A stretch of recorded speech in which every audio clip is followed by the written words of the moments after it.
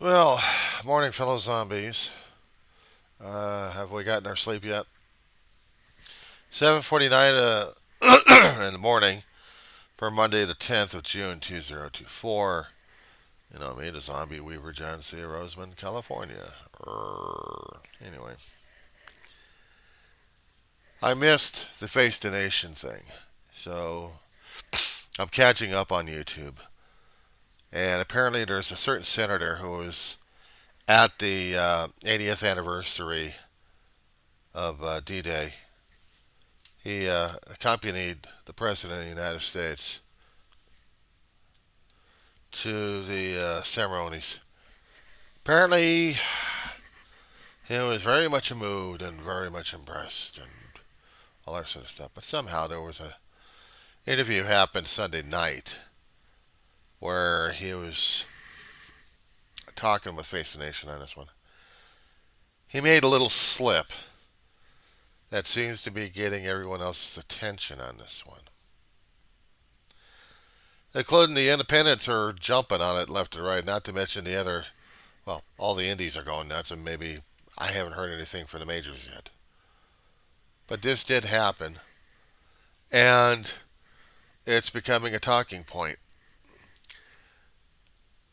One of the indies out there, both Fifth Column, he's trying to do a political in-depth thing. No, no, it's not about D-Day. It's about getting authoritative figures in office, and we're screwed. In a nutshell. Maybe Graham was referring over to, um, maybe he was referring it to Winston Churchill for World War II. I hope so. In 1 second here. Okay, here's the thing that got me unriled in this one here. When Bo the Fifth Column was doing this thing about Lindsey Graham's cafe gaffe, his little missteps and misspokens. Somewhere there was an allusion or an indication it was coming from Winston Churchill in a way of saying that World War II was unnecessary. Therefore, that's what Bo's interpretation was. I think Bo got the information from Pat Buchanan's book back in 2008 when he wrote this piece of crap called Churchill, Hitler, and the Unnecessary War. And in it, Buchanan argues, according to the synopsis, that it was a mistake for Britain to fight Germany on both wars, which he argues was a disaster for the whole world. If this is what Lindsey Graham's been referring to one way or another, I mean, if he's quoting Churchill in this damn thing, problem is, where's his resources on this one? Where's the reference on this? And I'm still trying to research where the hell he's getting this damn crap from in the first place. I'm going to say something about rabbit holes.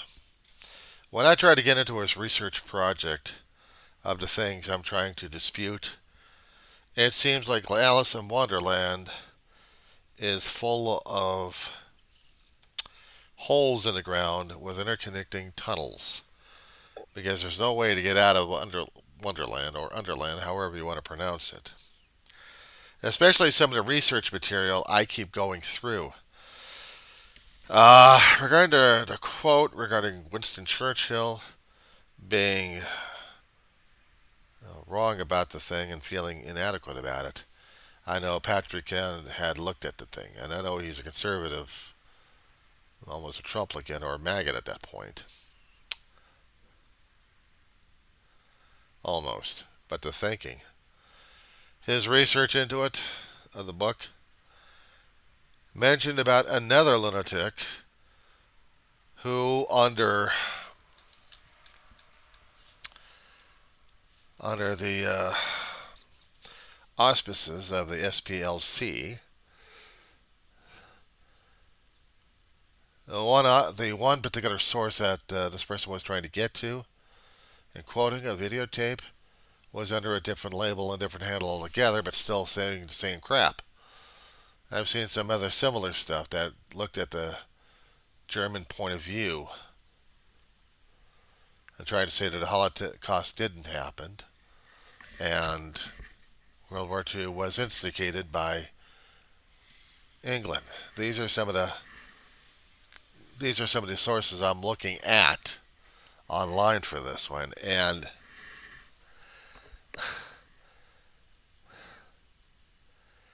this guy has been a real train wreck for some of the sources. So I'm not quite sure how Bo has ever researched some of his materials, but I swear to God, he needs to be a rabbit. He needs to dig before he opens up another Pandora's box. I try not to sound like an elitist, but half the time, I hate it when people give me incomplete information. Especially if you're going to try providing something. Now, if this is the guy's way of trying to tell people to research, you should be telling them, research it on your own. I try to do my research. I try to do enough of the research, but I will say if I'm inadequate of it, and if I can't find something more provable, then I'll do it. But I swear this guy, I'm getting sick and tired of some people just don't know what their ass from out rock is.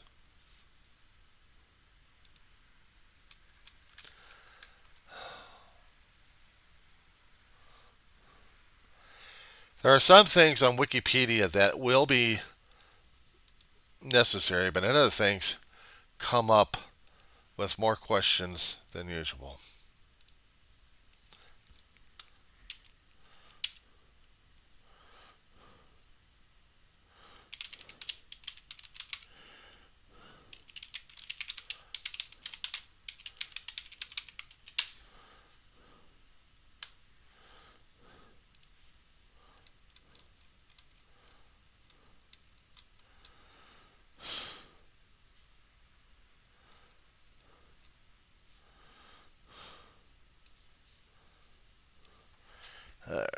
Excuse me 1 second. I'm still trying to prove a point to this amateur hour.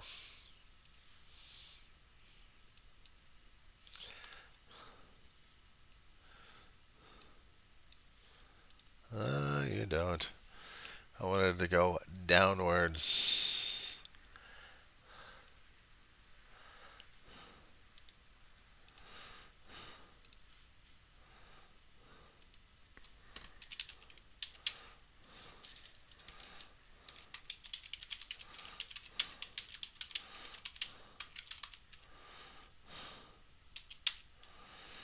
Uh,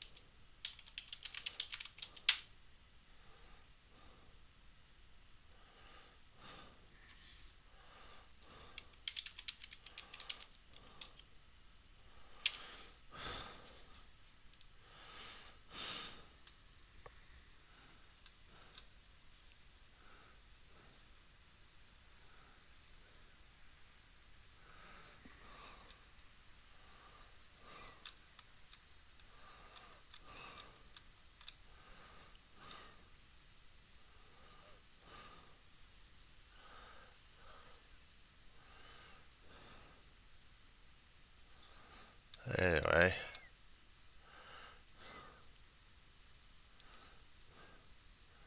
Give me 1 second. I'm still doing some work.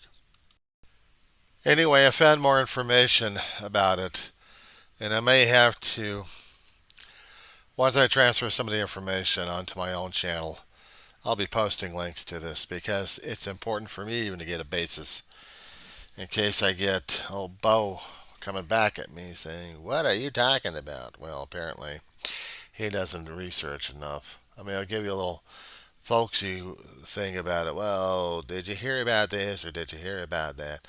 Nobody heard anything about the damn thing unless they actually saw it on the main news, and he's looking for something to talk about. And I have to react to this damn thing because I don't know, some things about this research and how he talks about it, maybe for a few minutes at a time, it's like that's enough for the people. Come on, I heard better than that. And I'm coming from a lifetime of learning stuff on my own. Besides trying to read a few books here and there, but also listening to what people talk about and trying to research whether or not they're correct or not. I was brought up to have an open mind, but I was also skeptical about things. So, yeah, I had to tear things apart, especially when it came down for politics and history. Sometimes history is viewed by the victor and by the losers, but they're also viewed by the non-combatants who are getting their ass kicked left and right, and who was right and who was wrong. You always have to have a different point of view regarding histories of who's right and who's wrong in this one, and whether or not you feel comfortable with the information or not. When it comes out for World War II, there was a lot of Holocaust deniers out there who denied that the ovens were there to kill people.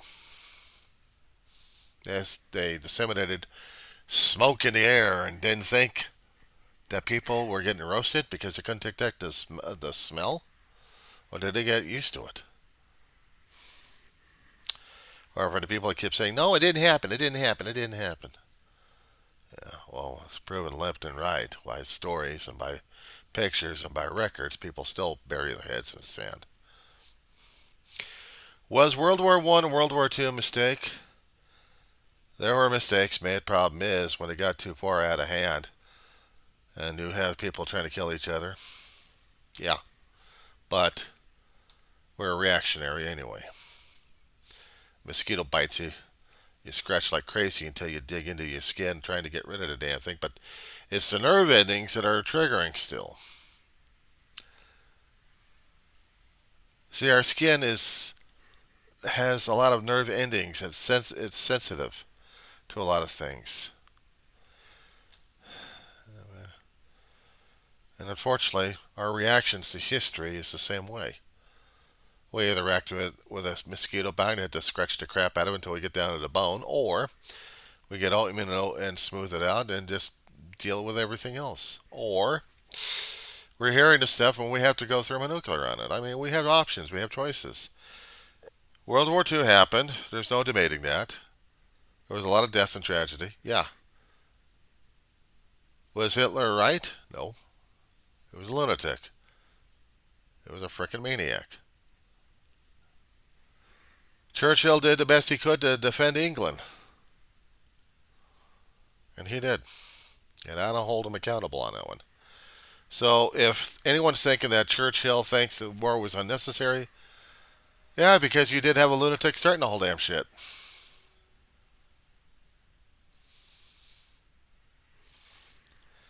World War II was not a mistake, and Churchill's actions were not a mistake. But you have other people who keep claiming it was. And I don't think so. And I'd seen some of the work that was being referenced. I'm going back through time on this one. I'm going back through who said what and how. And when I see somebody actually referring over to a book, just one lousy book, then I had to find out who in that book was, where was the quotes at? Where was the quotes at? Where was the sources on this one? Where was all that information? And trouble is, sometimes that information is so old, it's worn itself out.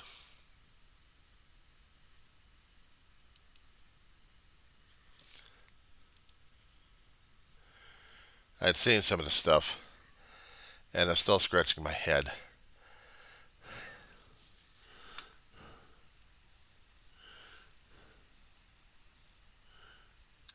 I still have to dig of who said what.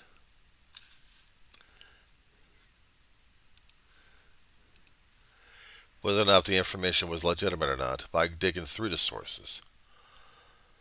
As a research student of sorts, if I'm writing reports, I have to make sure that the information is accurate, and I got to make sure that the information I'm quoting is coming from accurate sources.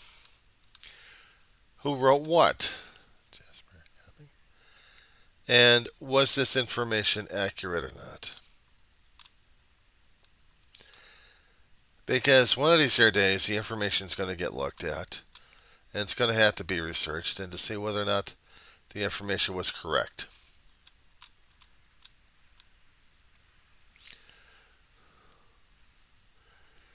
And if I don't have the information correct, then I know I did a lousy report.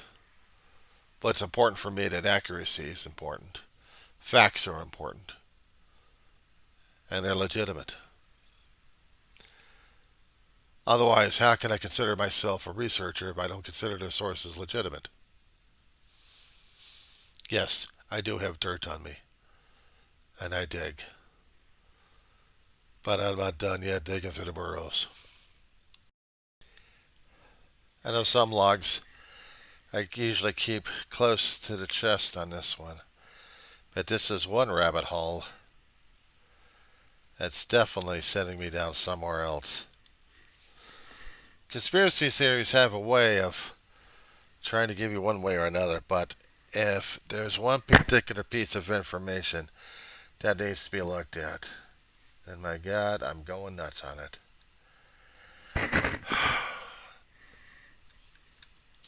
One thing leads to another thing, leads to another thing, leads to another thing. And then it's all confusing as hell of what's important and what's not important.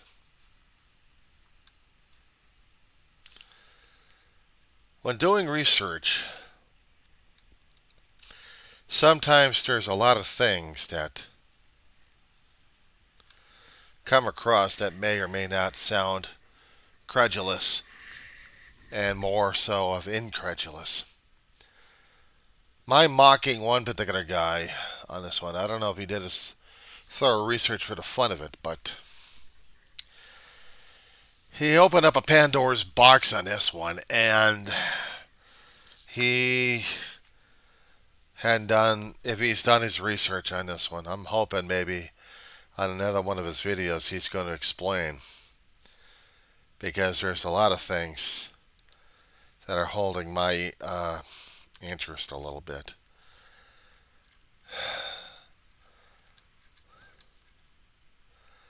And I'm not quite sure whether or not they've got this guy tagged legitimate or not. I'll post this out once I get this processed and sent it out. But I'm not quite sure how it's going to be received. I don't know if they would consider this as conspiracy nut job on this one, to be honest. I'm not quite sure if I consider it a conspiracy nut job. In following one particular quote that just captured my interest, it's like I'm going into burrow after burrow after burrow, and I'm trying to find a way out into the sunlight. All I keep going is going downwards into this spiral of this, a spiral of that. I need air, damn it.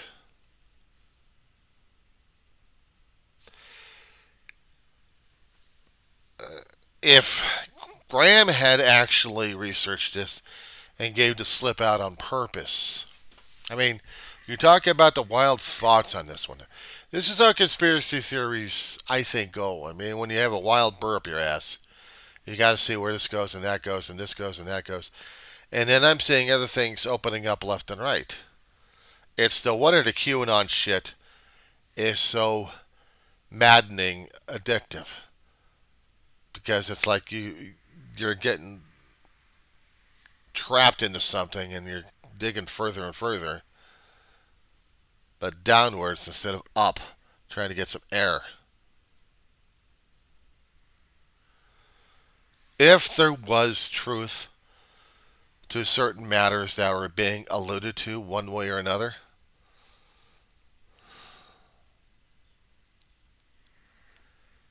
it's horrifying to see some things popping up that may or may not be legitimate or not. And sometimes it's easy enough to say, I'm not facing it because it's too horrifying. Or it's too madly addictive and you're losing track of yourself and your own values and thought patterns that you become something or someone else's lunacy at that point. And this is what I'm worrying about myself as I further and further research into this rabbit hole that the guy just threw at us. He was talking about Lindsey Graham. Did he actually realize there was going to be a conspiracy QAnon thing going on? I'm questioning. I'm asking a question. It doesn't mean I'm going to be turning into a nut job. Got to go on the internet and got to find all these damn answers because sometimes the answers are not legitimate enough. I mean, I can see some of the other magazines that I would trust for resources, and hopefully that they've done their research necessary on it. I've seen people's opinions concerning about a book or an article, whether or not it's legitimate or not. Their own viewpoints. Okay, that's one thing. But did the actual article exist? Was there actual sources to the thing? And it puts me through more and more of a rabbit hole in this one. But as a college student, this is what I have to be used to. Because if I'm going to be making a point on a college thesis paper, let alone a 68 pager, let alone maybe about a 20 to 30 or 40 pager, then I got to make sure that my own accurate information is up to date. If I'm going to be doing a book out of this damn thing, 200 or 300 pages, there's going to be tons and tons of research, which means rabbit hole after rabbit hole after rabbit hole. Source quote on here, source quote on there, source. And in the entire bibliography of a lot of material in this thing. And whether or not the thing's going to be legitimate or not. And then trying to put all the data together in a chronological, logical way of looking at it. I like being a storyteller at times. But even sometimes a storyteller needs to find breaks at moments where you have to keep questioning. Is this right? Is this legitimate? Should this be out? Should it be out? If it does need to be out, for whose benefit? For what benefit? There's a lot of things out there I'm reminded of, even in fictional media. Rogue One, Star Wars. Saw Gerrera. Character had been put into a cartoon format in Star Wars, Clone Wars, growing up, and then Star Wars Rebels. And the character of Saw Gerrera in the movie of Star Wars Rogue One, he gets killed because of a conspiracy that he'd opened up a long time ago. And then he sees it's legitimate. He's proven correct, while everyone dies in the process.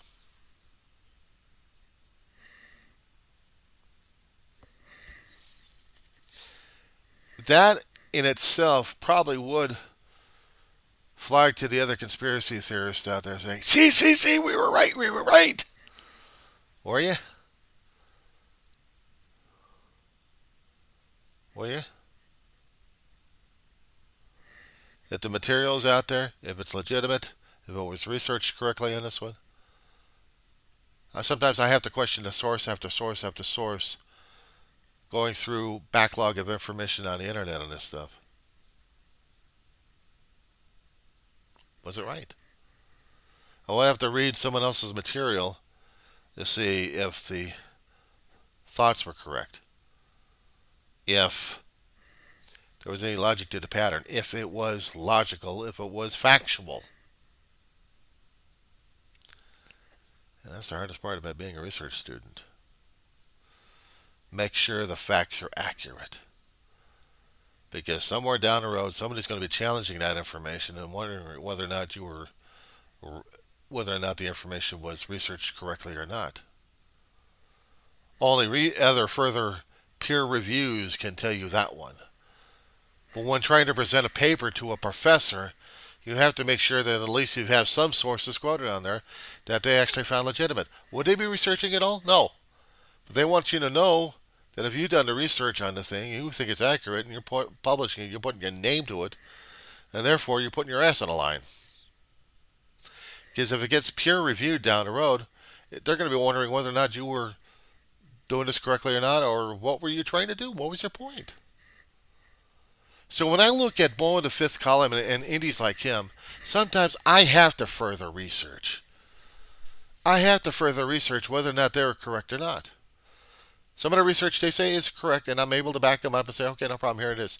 But when somebody gives me something that my gut is saying, no, let's take a look at it. Let's go further. Let's go further. Let's go further. Sometimes I have to put a stop because I'm afraid to go the next step further to see whether or not I'm going to be losing my head to madness and Alice in Wonderland or Alice through the looking glass. And it becomes John's visit through the looking glass.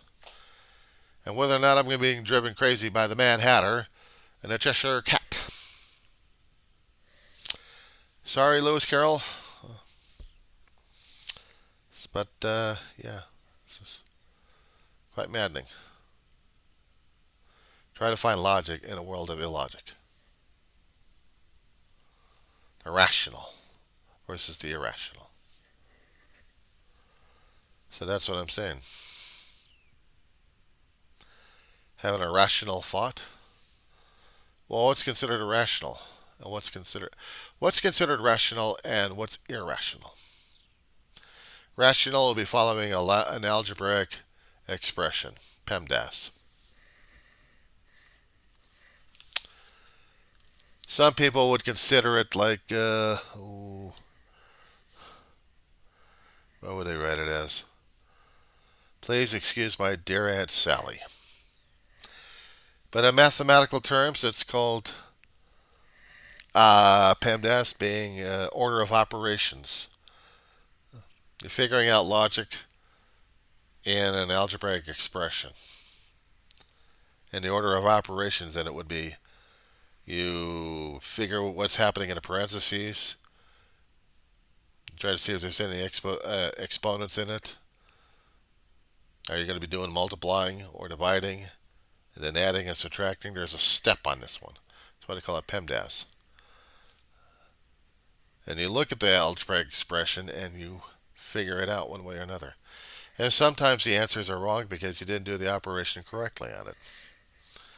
But that's the rational, trying to figure out the logic.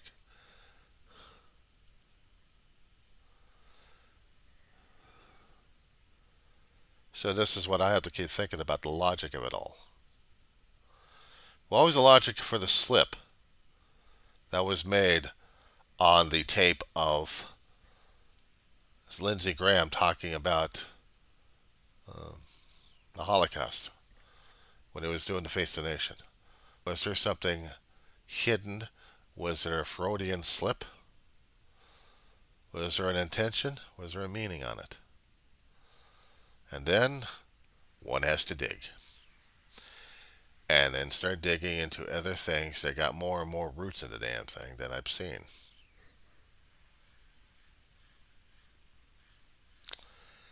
And as for the seed that started it, well, it was gone a long time ago. It's already been absorbed. So, you got these roots all over the damn place.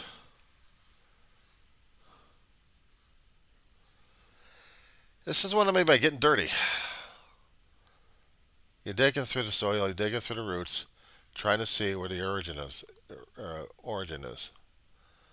But the origin had already been absorbed already, and is part of the structure. Looking at it as a tree. Maybe the tree has bearing bitter fruit on it. But the roots go deep.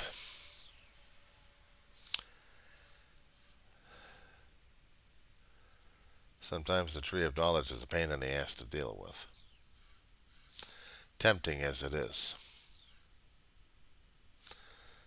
But at other times, ignorance just isn't blissful enough.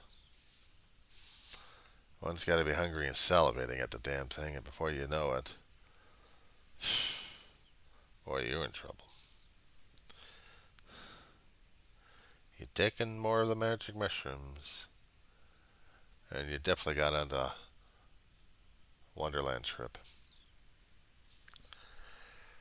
Yeah, with all this information I got tagged up here, I don't know how it's going to be perceived, and it's going to be pretty damn weird if YouTube ever catches wind on this damn thing and sees my videos on this. Oh, we're going to have a field day on this one.